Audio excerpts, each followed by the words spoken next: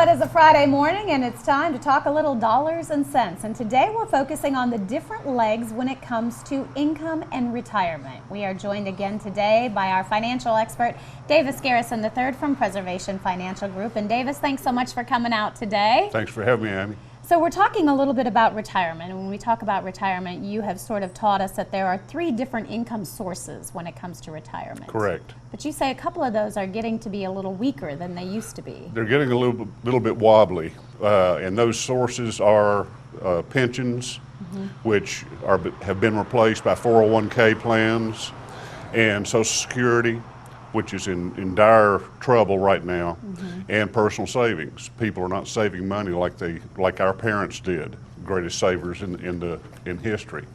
And the problem with Social Security is that in 1935, when FDR enacted Social Security, it was meant to assist with retirement. Right. It was not meant to be retirement. But in 1935, there were 160 people employed that were contributing to the Social Security Administration, to the system.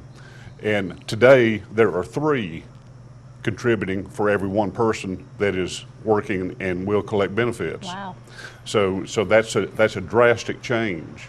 But in addition to that, people are living a lot longer. People are living 20, 30, 35 years in retirement.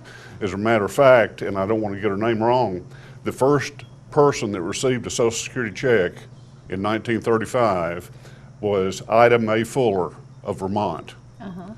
She retired at age 65 in 1940.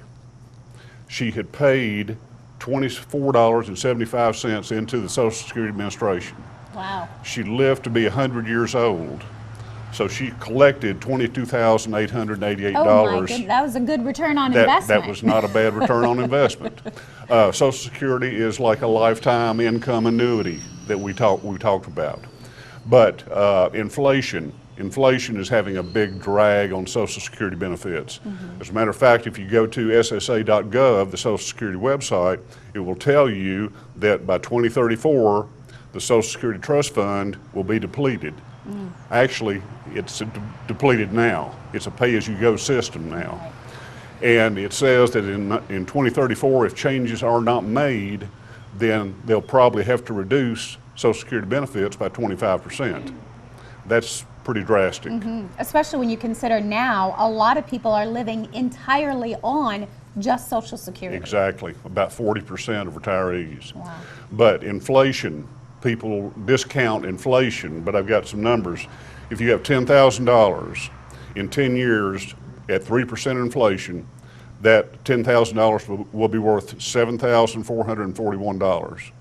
20 years, that $10,000 will be worth $5,537. 30 years, that $10,000 will be worth $4,120. So you have to factor all of these things in to the situation. Baby boomers retiring 10,000 a day. We haven't even gotten to the biggest group. 1957 was the highest birth year for baby boomers. So it's going to be a huge draw on the system. It really is. And certainly seeing that substantial decline. Well, Davis, a lot of information. We're going to continue talking about this coming up next Friday. Great to have you back on the show. Thanks a lot. And I just wanted to say that we are not affiliated with Social Security or any government agency. All right, make that clarification. It is Preservation Financial Group right there on Sunset Drive in Johnson City. You can call his office for more information or stop by. He'd be glad to go over this with you further.